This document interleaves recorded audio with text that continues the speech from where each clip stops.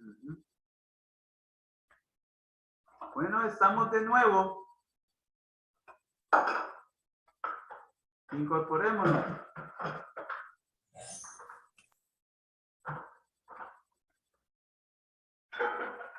Bien.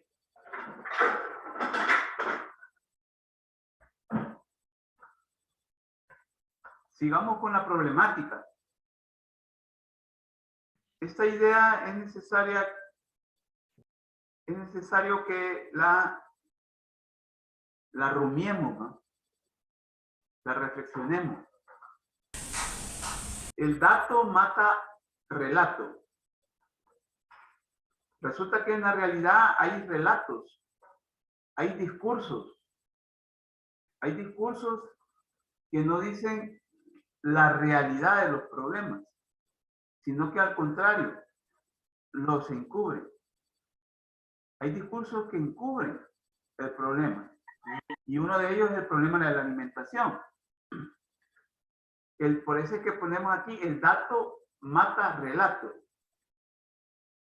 Además hay otros indicadores importantes. La Organización de las Naciones Unidas para la Alimentación y la Agricultura, FAO, por sus siglas en inglés, advirtió en enero de este año que El Salvador inició el 2021 con 684,000 personas en crisis alimentaria y con la proyección de que esta cifra irá aumentando, ya que de marzo a mayo la cifra podría crecer a más de 985,000 personas, casi 1,000,000. Crisis alimentaria. Entendida la crisis alimentaria como aquella situación, como aquel contexto en el cual hay problema de acceso a los alimentos. Esa es la crisis alimentaria. Y no porque no hayan alimentos, sino porque hay problemas para poder tener acceso a esos alimentos. Resulta que hoy hay alimentos en el mundo como nunca antes, pero hay escasez de alimentos. Hay seres humanos que viven una escasez de alimentos. Y eso es terrible. Sigamos. Bueno, aquí hay una lámina, hay una fotografía donde están los salvadoreños hoy en día. ¿Cómo discurre una acera llena de personas en plena pandemia? En ese informe de la FAO, explica que algunos de los factores determinantes que influyeron para la crisis ha sido la pérdida de ingresos. Ojo, pérdida de ingresos. Actualmente, alrededor del 57% de los hogares vieron reducidos sus fuentes de ingresos, ya sea por estar relacionadas con el comercio informal, por cierres de fuentes de empleo producto del COVID o por reducción de la oferta de trabajo agrícola jornalero. Resulta que el agro, el campo, hay un desempleo muy alto también.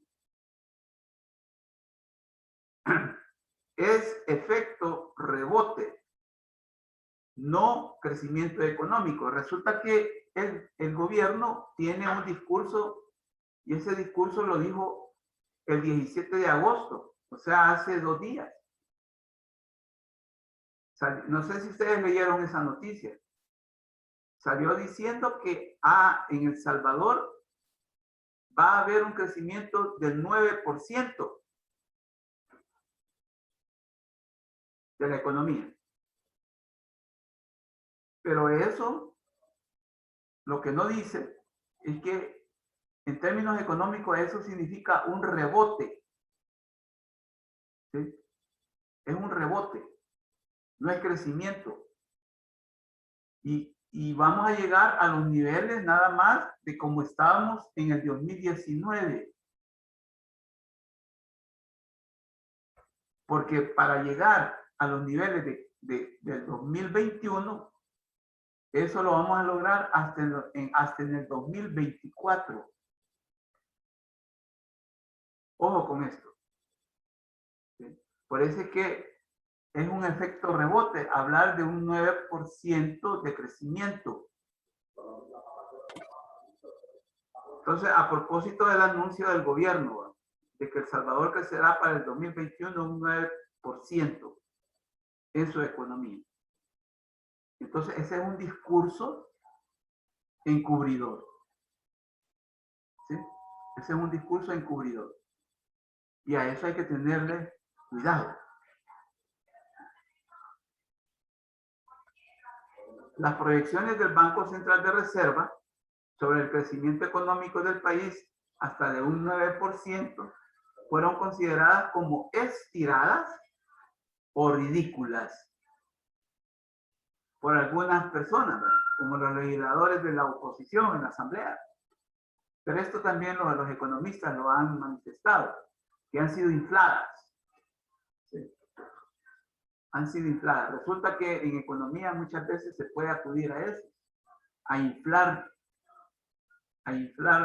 los datos y a desinflarlos también, ¿no?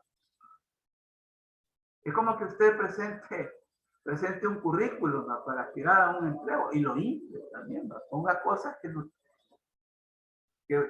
las cuales ustedes no han tenido capacitación o no ha cursado o no lo es, ¿no? Algo así sucede. Bien. Estos son datos reveladores. Sigue la idea. Esas proyecciones tampoco están alineadas con las que han hecho otras fuentes como las calificadoras de riesgo. Ojalá y nuestro país lograra un nivel del 9%. Todos lo deseamos. Pero nos parece un poco lejano y estirado de la realidad que se vive. Eso lo dijo este diputado Johnny Wright. Es un diputado que está ahí en la asamblea y es de nuestro tiempo. Cuando dicen la verdad hay que decir, hay que reconocerlo. Desde la sociología, entonces, ¿qué vamos a entender por alimentación? Fischler, que es un sociólogo que se ha dedicado a la sociología de la alimentación norteamericano, dice: la alimentación es una función biológica vital y al mismo tiempo una función social esencial. Sus facetas innumerables se ordenan según dos dimensiones por lo menos. La primera se extiende de lo biológico a lo cultural, de la función nutritiva a la función simbólica. La segunda, de lo individual a lo colectivo, de lo psicológico a lo social. El hombre biológico y el hombre social, la fisiología y lo imaginario están estrechamente y misteriosamente mezclados en el acto alimenticio. Aquí, según Fischler, el proceso de alimentación es un proceso histórico, social. Involucra muchas variables. ¿Sí? Involucra lo psicológico inmediatamente, pero también involucra lo social. Y en cambio, a nivel biológico, vamos a ver que también hay una mezcolanza con lo social y con lo psicológico. Mete también hasta lo fisiológico y lo imaginario. Ojo, lo imaginario, ¿a qué nos referimos a lo imaginario? Son todas aquellas representaciones que tenemos nosotros en nuestro cerebro cotidianamente. ¿Cuál es el desayuno común en El Salvador? ¿Qué comemos comúnmente en El Salvador en el desayuno? ¿Qué comemos comúnmente en El Salvador en el desayuno, Iris Herrera? Las pupusas. Las pupusas, dice Iris. Pupusas, Imagínate. desayuno, huevo, frijoles, plátano. Correcto. Entonces, gracias, Iris. Ve, ¿qué nos acaba de decir Iris? Ya nos dio hambre. Entonces, ¿qué nos acaba de decir Iris? Nos acaba de mezclar lo imaginario con lo psicológico, con lo social y obviamente lo biológico. Entonces, Fischler, en una forma muy ingeniosa, define lo que es la alimentación. Entonces, tomemos en cuenta eso. Lo imaginario es necesario. ¿Sí? Porque un desayuno gringo es muy distinto. Un desayuno europeo es muy distinto. Fíjense que Iris mencionó a las pupusas. Fíjense que si usted va al centro histórico, va a haber ventas de pupusas. Y dice, 3 pupusas más un café, $1. Ese es el desayuno. $1. O sea, usted, ya que mencionaron ese platillo, esa comida, entonces sale barato para alguien que anda vendiendo periódicos, para alguien que anda vendiendo baratijas. Entonces eso va a comer. Pues. No se va a ir a meter pues allá al campero. ¿Cuánto vale un desayuno típico campero, Iris? Anda entre los $6, $7. Imagínense. Eso es lo que busca la anciana que me dijo en todo el día hacerse. En todo el día hacerse $5, $6. Y muchas veces lo hemos ido a gastar en menos de media hora, ¿va? Imagínense.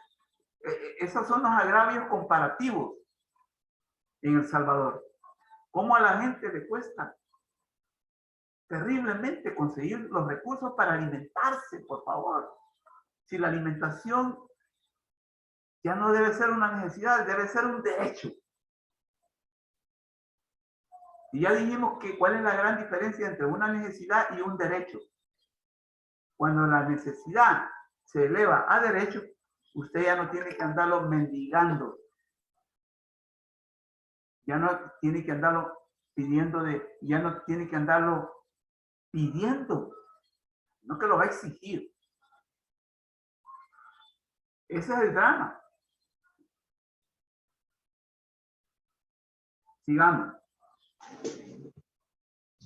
Entonces, sociológicamente hablando, la alimentación como un proceso histórico-social. ¿Y qué es la alimentación como un proceso histórico-social? Entonces elevamos a la alimentación a prácticas alimentarias. Ojo. Entonces, la alimentación vista como un proceso histórico-social, vamos a ver que las prácticas alimentarias no solo son comportamientos o hábitos, sino también y sobre todo son prácticas sociales con una clara dimensión imaginaria, simbólica e histórico-social transformadores. Ojo, la alimentación transforma, ¿no? Transforma la vida, transforma las vidas individuales y colectivamente, ya lo vamos a ver. ¿Sí? Imaginario, ya Iris dijo, mira, son las pupusas. Pero mencionó los huevos, sí, los frijoles, el café, no digan. Mire, le faltó Iris mencionar los plátanos. Sí, me faltó. Entonces, vean que la alimentación como un proceso histórico social nos plantea como un continuo, una continuidad, ¿sí? Una continuidad de dimensiones. Es imaginaria, pero también es simbólica. Entonces, por ejemplo, cuando uno va al campero dice típico, dice, un desayuno típico. Uno le dice a las muchachas, mire, tráigame un desayuno típico. Ahí ya está jugando usted lo simbólico. Está jugando usted lo imaginario también, ¿verdad? Porque no va a traer, por ejemplo, un pancake. Un pancake es el gringo o europeo. No que va a traer frijoles, ¿sí? Queso, etc. Entonces, pero es transformador, ¿no? Transforma la vida. ¿Ah? Por ejemplo, el desempleado, ¿sí? Cuando encuentra empleo, hasta sus pautas alimenticias van a cambiar. Va a aumentar de peso. Increíble. Sigamos. Así pues, las prácticas alimentarias no solo son comportamientos o hábitos, pues en esto los humanos no se diferencian del resto de las especies de seres vivos, sino que en el proceso histórico de pasar de lo simple, o sea, lo que vivió, por ejemplo, la comunidad primitiva, a lo complejo, o sea, la sociedad capitalista moderna, postmoderna, líquida, el ser humano ha venido configurando modos y estilos de vida que se traducen en un pensar, sentir y actuar. Resulta que la alimentación influye mucho en los modos o estilos de vida. Y por eso es que ustedes, cuando tengan los pacientes a su lado, ustedes tienen que preguntarles cómo es el modelo o el estilo de vida de ellos. Es muy importante ese dato. Porque en realidad las prácticas alimentarias influyen grandemente, inciden grandemente. Ojo con eso. Entonces usted va, cuando usted vea, cuando usted tenga un paciente, va a tener que ver a una persona con un estilo o un modo de vida. Y prácticamente con arraigos alimentarios bien cimentados. Bien cimentados. Por ejemplo, pues las famosas tortillas. Perdón. Por ejemplo, alguien que trabaja en la albañilería, por ejemplo. Alguien que trabaja en el campo. ¿Cuántas tortillas se comen? Iris, ¿cuántas tortillas crees tú que se come un campesino que trabaja de sol a sol? Unas 5 tortillas. Y grandes, ¿no? Y grandes, de las gruesas. Correcto. Entonces, distinto va a ser el que, bueno, el cajero en el banco. Es posible que se coma una y chiquita. Chiquita. Entonces, ese es un estilo de vida, Iris, compañeros y compañeras. Son modos. Entonces, todas esas variables tienen que ustedes verlas como nutricionistas.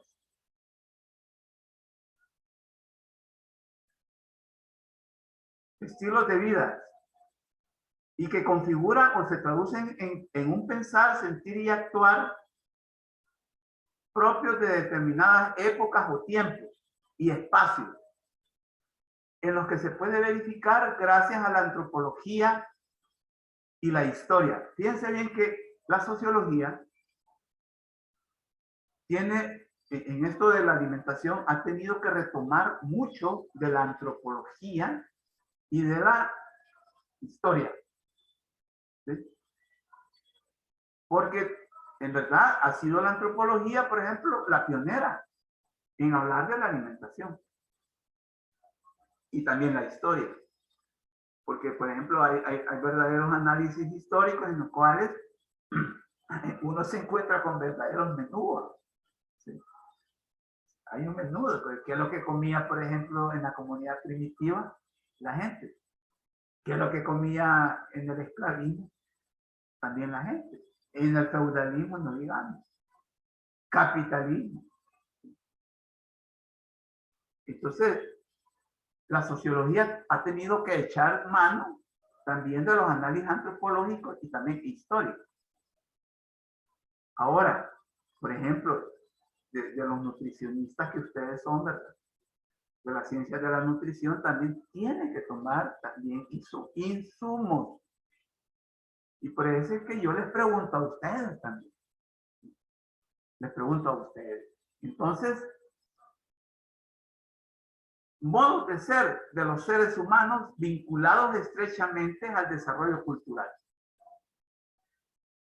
Llámense modos de producción, modelos económicos, modos o estilos de consumo de la alimentación influenciados por el marketing del mercado.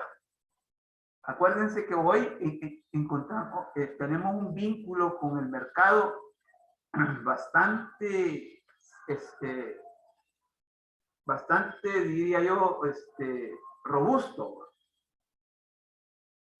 Salís afuera y te encontrás con el mercado a través de la propaganda. Te metes al internet, ahí encontrás también. Mire, ahorita me están saliendo aquí anuncios. Y estoy aquí dando clases con ustedes. Miren qué abusivo es el mercado. Incitándolo, excitándolo a consumir. Entonces, cuando nos referimos al desarrollo cultural, nos referimos precisamente al modo de producción, a los modelos económicos, a los modos de estilos de consumo de la alimentación. ¿Sí? El marketing del mercado, incidiendo, seduciendo, es una palabra que casi no usan los mercadólogos. No andamos seduciendo, dice. Eso es mentira. Nosotros informamos, dice. Claro, deberían informar, pero por ejemplo, yo desde la sociología, yo lo que veo es que seducen. Ya no hablan del producto, sino que de la persona. ¿Cómo le llaman a eso? Eso se llama seducción. Ya no es información. Cuando vos te referís a las características del consumidor, ya no estás hablando de información del producto que estás ofreciendo, sino que estás seduciendo. Y eso es peligroso. Entonces, seduciendo en el pensar, sentir y actuar de la población. Una población dispuesta, potencial y realmente a consumir productos. En este caso, productos alimenticios. Y ahí nos vamos al supermercado y ahí nos vamos a encontrar con todas esas relaciones. ¿Sí? Con respecto a los supermercados, miren, vamos a hablar de un super. El Selecto, por ejemplo. No es lo mismo los productos que ofrecen los super selectos que están en el centro histórico de San Salvador que los productos que ofrece el super selecto que está en Santa Elena y en San Benito. Hago una comparación. Bueno, yo creo que ya lo han hecho. Ustedes como nutricionistas deben de hacerlo. Sí, es diferente. Son bien diferentes y los productos también, los que venden. Y estoy hablando de un solo mercado, super, que es el selecto. Entonces, hasta ellos hacen una diferenciación a partir del tipo de consumidor que hay. ¿Sí?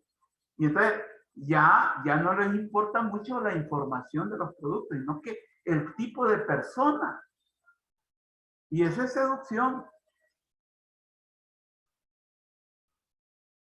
Ejemplo, dice, cómo la población de El Salvador en la década de los 80 aún no había sido inducida, influenciada o seducida por la comida chatarra o comida rápida en sus hábitats de consumo. Y aquí yo les presento la imagen. La vamos a quiero presentársela más elocuentemente.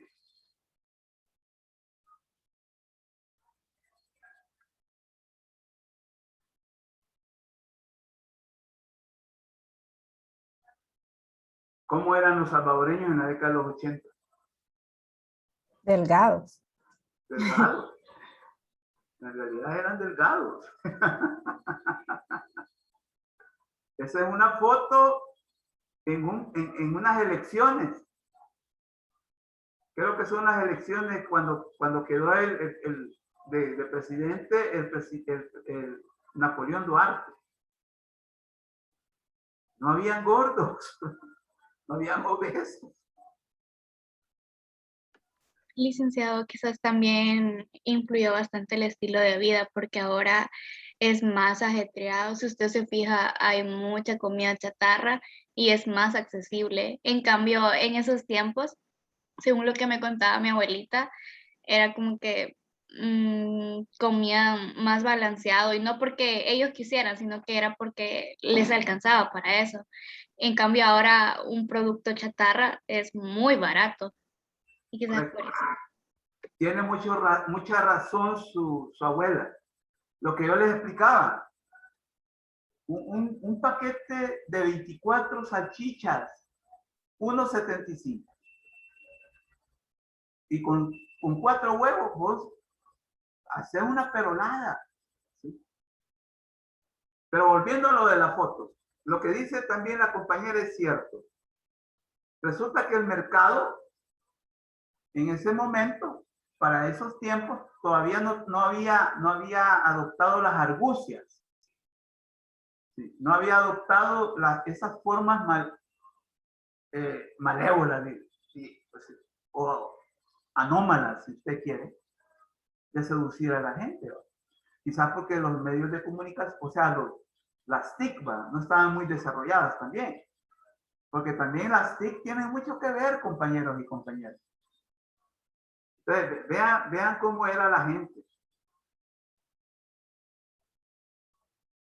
Imágenes de los y las salvadoreñas en la década de los 20 del siglo XXI. Vean. ¿Ah? Es una fotografía de transeúntes en un lugar público. ¿Ve cómo influye en el modo de pensar, sentir y actuar de la gente? ¿Sí? Entonces, podemos reivindicar, al menos yo desde la sociología, podemos reivindicar lo siguiente: la sociología de la alimentación es posible y necesaria para un mundo mejor y saludable. Entonces, los campos en los que puede aportar sustancialmente una sociología de la alimentación. Una es desde la investigación sociológica e interdisciplinaria que implica el análisis de los orígenes y las causas de los problemas de la alimentación y nutrición de la sociedad. Proponer soluciones y opciones viables para romper con la cultura chatarra y descartable, muy enraizada en los hábitos de consumo de comida, lo que ha provocado problemas de sobrepeso, obesidad, hipertensión, diabetes, etc. O sea que desde la investigación sociológica interdisciplinaria, o sea, junto con otras disciplinas científicas, hacer investigación. Sí, Isa Calderón. Licenciado, también creería de que bueno, a las personas con poder no les conviene que las personas tengan educación alimentaria porque de ahí derivan muchas enfermedades. Entonces a las farmacéuticas no les conviene a los hospitales, o sea, pierden más que las personas sepan a que vivan ignorantes. Gracias, Isa. Isa Calderón, tú tienes mucha razón. Estamos en el peor de los mundos. Por eso. Porque, increíble, los males dan ganancia. Eso es lo que acaba de manifestar la compañera. Que las situaciones malas, ¿sí?, dan ganancia. ¿Cuánto ganaron los creadores de las vacunas en esta pandemia? Otro también. Otro aspecto que también hay que tomarlo muy en cuenta. Y seguirán ganando, Moisés. Entonces, lo que acaba de decir la compañera es cierto. Es cierto. Pero nosotros debemos de aguardar la esperanza. Nosotros. Yo desde la sociología y ustedes desde la nutrición. Y por eso es que la compañera acaba de decir algo muy importante, la educación. Y algo que tenemos que valorar mucho de la educación, que la educación es un aspecto liberador en la vida de los seres humanos. Entonces, ante la amenaza del mercado, porque lo que acaba de manifestar la compañera es en verdad la amenaza de los que dominan los mercados. ¿Qué va a pasar con gente saludable? Ya no les va a dar hipertensión, ¿verdad? Ya no van a tener problemas de diabetes ni sobrepeso. ¿Qué va a pasar con mi ganancia? Van a bajar. Entonces, eso es perverso. Es una perversidad. Pero si ustedes tienen esa información, y esa información hay que trasladarla a los pacientes. ¿Sí? A los pacientes. Y también en cualquier planteamiento en el cual se tomen decisiones. Acuérdense de que ustedes van a ser profesionales de la nutrición a los cuales se les va a hacer consulta. Se les va a hacer consultas, se les va a permitir que opinen. Porque todo profesional, todo científico, además de su quehacer científico, es líder de opinión. Ustedes van a ser líderes y lideresas de opinión en cuanto a alimentación se trata. Entonces una sociología de la alimentación puede dar aportes desde la investigación sociológica con otras ciencias. Y muy importante, romper con la cultura chatarra, porque estamos viviendo en una cultura chatarra. La comida es chatarra. La ropa es chatarra. ¿Ah? Los zapatos, por ejemplo, y no se han fijado que hoy ya no existe aquella tendencia de que uno se le arruina, se le gastaba en la suela de los zapatos y los mandaba a refaccionar. Yo no sé si a ustedes les han contado eso. Ya casi ni hay zapateros. Ya casi no hay ni zapateros, dice Moisés, y eso es cierto. Si mira, antes en las colonias, en los barrios populares, habían zapateros, los llamados zapateros remendones. Lo mismo sucede con los sastres. ¿Se han fijado que ya no hay sastres? Sí, es raro encontrar. ¿Por qué? Porque los chinos, miren, la locomotora china hace de todo, ¿va? La ropa, ¿sí? y barata, ¿va? Entonces hoy todo es bien descartable ahora. Correcto, entonces por eso que estamos hablando de una cultura chatarra. Dollar City. Sí, el Dollar City también, ¿verdad? Miren, y cuando decimos que hasta uno se baña en el chorro. ¿Qué es lo que quiero decir con esto? Que hasta a mí yo no sé si un día de esto me van a encontrar en un pasillo del Dollar City. ¿Sí? Ahí lo saludamos, Lee. Bueno, por lo menos yo nunca en estos tiempos pandémicos nunca me he tapado. Entonces van a dar conmigo. Bueno, tal vez como voy a andar con mascarilla, tal vez dan conmigo. Otra idea fundamental es que desde su estatus de ciencia, previo a haber realizado investigaciones junto con otras ciencias como la antropología, historia y las ciencias de la salud, proponer una reorientación de la producción agroalimentaria y no agroindustrial, en la cual prevalezcan los productos alimenticios y nutritivos que contribuyan a una dieta saludable para la población y de cara a reivindicar la soberanía alimentaria y el derecho humano a la alimentación. Solo así vamos a conseguir que la alimentación se convierta en un bien público. Porque hoy por hoy no es un bien público. Es un bien privado con el cual se abusa. Se abusa con la salud de la gente. O es un privilegio también. Correcto. Entonces, como es privado, solo unos tienen acceso a alimentos, ¿sí? selectos. Entonces, pero es necesario también reivindicar una soberanía alimentaria. ¿Sí? Que produzcamos alimentos que en verdad contribuyan a la salud y no todo lo contrario. Aquí viene algo que a mí me importa mucho que les quede claro. Hay que revisar y repensar su objeto de estudio. La alimentación como un proceso socionatural, histórico, interrelacional, transformador de realidades. Yo creo que una sociología de la alimentación debe de tratar de responder a las siguientes preguntas. Yo creo que son preguntas que ustedes también se hacen desde la nutrición, desde la labor de nutricionista.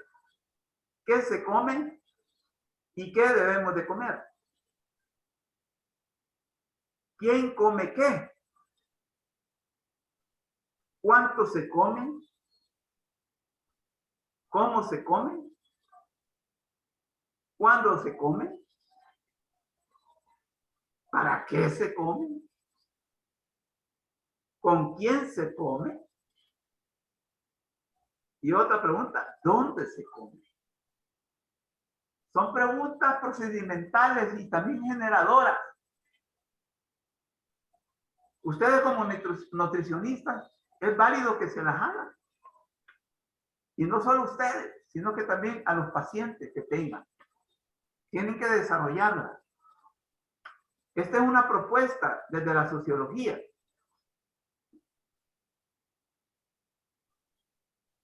Así que hay que repensar también la labor, ¿va? A partir de estas preguntas. No sé qué piensan. Es correcto. Y abonando también a lo que decía la compañera, porque si se pone a pensarlo, desde pequeños le inculcan el hecho de, por ejemplo, el consumo del azúcar, los juguitos que le dan a los niños, cuántos gramos de azúcar tienen. O sea, básicamente lo están haciendo adicto y pues dependiente de la insulina y con problemas de azúcar en la sangre. También recuerdo que un tiempo se puso de moda, cuando yo estaba en el colegio, se puso de moda el inculcar la malta en los colegios y técnicamente lo estaban haciendo casi que dependiente para el futuro, siento yo. Correcto. Los dulces, los famosos dulces. Correcto. Los dulces. Bueno, en Estados Unidos tan consumistas que son que hasta se crearon el Halloween. Correcto. Para inculcar el consumismo y también el azúcar. En El Salvador, los dulces para las piñatas de los niños, de la fiesta de los niños, ¿verdad? Fíjense que un día de esto me topé con el dato de que en los Estados Unidos hay 40 millones de obesos. Increíble. 40 millones. Es toda una... bueno, es una multitud, es una población altísima de obesos. Aquí yo no sé si ustedes manejan el dato para El Salvador, ¿va? Pero me imagino que lo van a tener que manejar. Bueno, compañeros y compañeras, esta ha sido la clase para este día. Este día hagan también el corto a partir de las 12 del mediodía. ¿Verdad? Entra, esto dijo que ya no entraba, ¿verdad? ¿Cómo no? Entra. Entra. Ah, Entra. ok. Y también entra en el examen parcial. Ah, ok. Entra esto en el corto también. Así que a partir de las 12 del mediodía ustedes pueden realizar el corto hasta las 12 de la medianoche. Y hoy es la entrega de la tarea, ¿verdad? Mañana. Mañana. Ah, Mañana. Listo. Gracias, feliz día. Gracias, Luis. Bueno, adiós. Gracias. Ha sido un Gracias, gusto. feliz Adiós. día. Bueno, Un gusto, Luis. adiós.